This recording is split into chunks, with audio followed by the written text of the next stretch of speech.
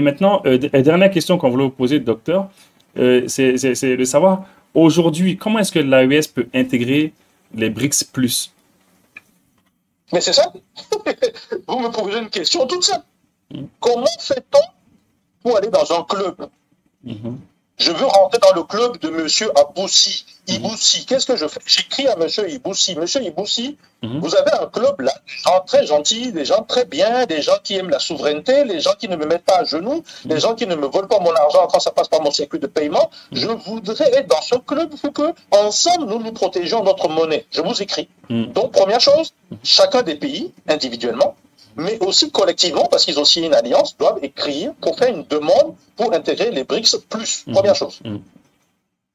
Deuxième chose, les BRICS+, ont mis en place tout un, comment dire ça, un mécanisme, un système qui vous permet de savoir quelles sont les conditions à remplir pour pouvoir être membre des BRICS. Et il faut les remplir. Un exemple tout simple, politique. Si vous voulez venir dans les BRICS, et que vous êtes membre de l'OTAN qui est l'Alliance Nord-Atlantique, dans laquelle il y a les Occidentaux et dirigée par les États-Unis, est-ce qu'on va vous laisser rentrer? Normalement, non. Hein. Voilà pourquoi un pays comme la Turquie, qui est membre de l'OTAN, ben, elle n'a pas été acceptée. Ouais. Voilà pourquoi des pays comme le Maroc, voire la Mauritanie, qui sont plus ou moins ce qu'on appelle les alliances de l'OTAN, pour le moment, personne ne veut d'eux dans les BRICS. Ouais. Et l'Algérie, un exemple de l'Algérie très intéressant, qui a demandé, mais qui n'a pas été reçu, mais qui a refait sa demande. Pourquoi elle n'a pas été reçue? Les gens vont poser la question. J'ai dit, mais écoutez, l'Algérie, effectivement, n'est pas membre de l'alliance de l'OTAN. Mais il y a un problème. C'est que l'Algérie fait des opérations militaires conjointes avec les États-Unis et avec l'OTAN. D'accord.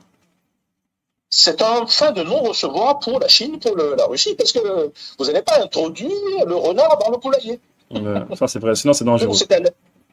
C'est à l'Algérie d'abord de clarifier sa position et de démontrer qu'elle ne fait plus d'opérations avec les Américains, avec l'OTAN, pour pouvoir intégrer un espace dans lequel on ne veut pas les Américains, puisqu'on parle de ne plus utiliser la monnaie dollar, on ne veut plus utiliser l'armée américaine, etc.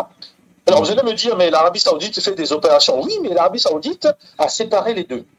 Et vous allez voir qu'elle, plus ou moins, elle commence un peu à se désengager de l'histoire du Yémen, etc., avec les Américains. Et d'ailleurs, eux aussi, ils ont compris que les Américains leur font payer, en fait, le fait pour les Américains, plus ou moins, de contrôler cet espace, mais le faire payer par l'Arabie Saoudite. Et l'Arabie Saoudite en a marre de payer pour les Américains. Même si elle a signé un accord de protection, comme je vous ai dit beaucoup plus tôt, dans les années 30, comme ça, avec les États-Unis. Donc, c'est tout ce changement, parce qu'ils sont devenus tellement puissants, ils ont acheté tellement de choses, eux aussi, ils ont en fait une capacité tout simplement de souveraineté, de prise de décision qu'on ne peut pas leur refuser. Et oui, c'est fondamental, hein, ces histoires. D'accord, docteur. Il y a une chose qui est étonnante quand même. Le fait que les Saoudiens prennent des initiatives telles que permettre aux autres pays de venir acheter le pétrole sans passer par le dollar. Est-ce que les Saoudiens n'ont pas un peu risqué? Est-ce que les Américains ne vont pas faire des représailles contre eux? C'est une très bonne question. Tout ce qui est les représailles, voire du chantage, existe. Mais il existe si le pays est pauvre, faible et n'a pas d'alliés. J'insiste bien, pauvre, l'Arabie Saoudite n'est pas pauvre.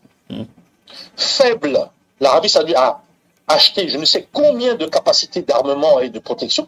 Même si une partie venait des États-Unis, une bonne partie ne vient pas des États-Unis. Donc elle peut se défendre. Et en fait, la troisième, on a oublié, c'est financier, économique et monétaire. C'est-à-dire qu'elle ne veut plus avoir des dollars qui, au bout d'un moment, qui sont rentrés à 100, elle ne vaut même plus que 70, voire 60, voire 50. Elle ne veut que perdre la valeur de sa richesse. Et tu ne peux faire ça, on ne peut faire ça que si on a un partenaire qui, je reviens à ce que j'ai dit tout à l'heure, a le même coupe-coupe. Donc si l'Arabie Saoudite signe des accords avec la Russie, avec la Chine, mais est-ce que les Américains peuvent venir les bombarder? Non. Non, c'est difficile. Donc il y a négociation. Donc oui, les mesures de représailles, si les Américains le mettent en place, les Arabes Saoudites vont dire, ah, écoutez, c'est ce que j'attendais, Je ne veux plus acheter chez vous vos armes, je ne veux plus acheter chez vous vos avions de chasse, je ne veux plus acheter, qui coûtent d'ailleurs très cher, je vais l'acheter chez la Russie, je vais l'acheter chez la Russie, chez la Chine. Est-ce que ça arrange les Américains de perdre ce grand marché d'armement avec l'Arabie Saoudite? Non, non, ça ne les arrange pas. Les mesures de représailles peuvent se retourner contre celui qui envoie les mesures de représailles. C'est la même chose qui s'est passé avec les sanctions, quand la CEDEAO, qui ne comprend rien à comment se passe la géopolitique et la géoéconomie locale africaine, a décidé de faire la guerre contre ses propres frères, alors que le peuple était contre, et que ceux qui dirigeaient étaient hors sol. Ils auraient pu habiter dans la Lune, c'était pareil. Et ils se sont levés parce qu'on leur donnait des instructions qui venaient d'ailleurs, qui n'ont rien compris. Et d'ailleurs, ils ont cru qu'ils allaient chercher de l'argent, qu'on allait leur donner de l'argent. Quand on ne leur a pas donné de l'argent, ils ont abandonné, à commencer par les gens du Nigeria, qui nous pour être précis. Et c'est un patron politique qui nous dit qu'il va améliorer le Nigeria. Vous voyez la catastrophe qui arrive aujourd'hui. Le Ghana n'en parle pas, ils sont endettés jusqu'au cou. C'est-à-dire que toute cette politique pour les Occidentaux finit par l'endettement accéléré de nos pays. Malheureusement, les populations ne le comprennent pas. Et les dirigeants commencent à le faire. Et quand ils ont fini par le faire, écoutez, ils quittent le pouvoir et ils laissent la dette à celui qui vient. Vrai, et voilà comment la pauvreté se maintient. Il faut se poser la question simple. Comment les trois pays que vous dites, l'AES, ont les matières premières, l'or, ont le Niger, ont ceci, ont toutes les matières premières. On a dit que ça n'existait même pas avant. On trouve même le pétrole, on trouve le lithium, on trouve quasiment tout. Et on ne veut plus maintenant que ces gens puissent accéder à la richesse. C'est ça qui explique le problème entre le Bénin et puis le Niger. Est-ce que vous savez que la première cargaison de pétrole qui a quitté exceptionnellement, comme on dit, le Bénin, et qui venait du Niger, est-ce que les gens savent que ce n'est pas allé en Chine alors que c'est les Chinois qui ont géré cette histoire? C'est parti en France, à Marseille. Merci beaucoup. Parti à Marseille. Merci beaucoup. Ça veut dire que la France a donné l'ordre pour qu'on puisse récupérer ce pétrole. Et peut-être que la deuxième, troisième, quatrième cargaison doit aussi aller là-bas. Donc c'est du vol. C'est simplement du vol, de l'usurpation du pétrole du Niger. Voilà pourquoi le Niger est comme ça, je ne donne pas. Est-ce que les gens comprennent ça comme ça? Ouais, mais c'est les Chinois qui l'ont amené en France. Est-ce que c'est... On a dit que c'est pour raffiner. Et apparemment, les Chinois font vraiment confiance à cette raffinerie qui est à Marseille. Attendez, les Chinois ne sont que des intermédiaires. Donc, vous ne pouvez pas mettre la faute sur les Chinois. Ce sont des transporteurs, des intermédiaires. Et une fois que le bénéfice total vient, après raffinerie, etc., chacun partage. Une partie va au Niger, une partie va aux Chinois. Maintenant, quelqu'un s'est invité dans cette histoire. Celui qui s'est invité, c'est d'abord le Bénin, qui ne posait aucun problème, parce que quand vous passez sur le territoire de quelqu'un, c'est normal qu'on vous paye quelque chose. Entre le Tchad et le Cameroun, il y a le pipeline Kribi, ça se passe pas très bien. Maintenant, il y a quelqu'un d'autre qui n'est pas de la sous-région, qui a voulu prendre sa part. Alors on peut justifier ce que vous voulez, mais les raffineries, écoutez, il n'y a pas qu'en France. L'essentiel du pétrole Nigeria, c'est les Russes. Oui, et puis, mais quand même, est-ce que les Chinois aussi ne font pas ce qu'ils veulent? Une fois qu'ils ont un accord avec le Niger par rapport au pétrole, à mon avis, ils peuvent, une fois après avoir acheté leur pétrole, ils peuvent le vendre là où ils veulent aussi. Ou bien, docteur, qu'est-ce que vous pensez de ça? Écoutez, si le pétrole, disons, il y a 100, et que les Chinois ont récupéré 75%, le Niger fait 25%, les 75% qui sont la partie des Chinois, ils ont le droit de faire ce qu'ils veulent avec. Maintenant, pourquoi les Chinois ont certainement fait cela?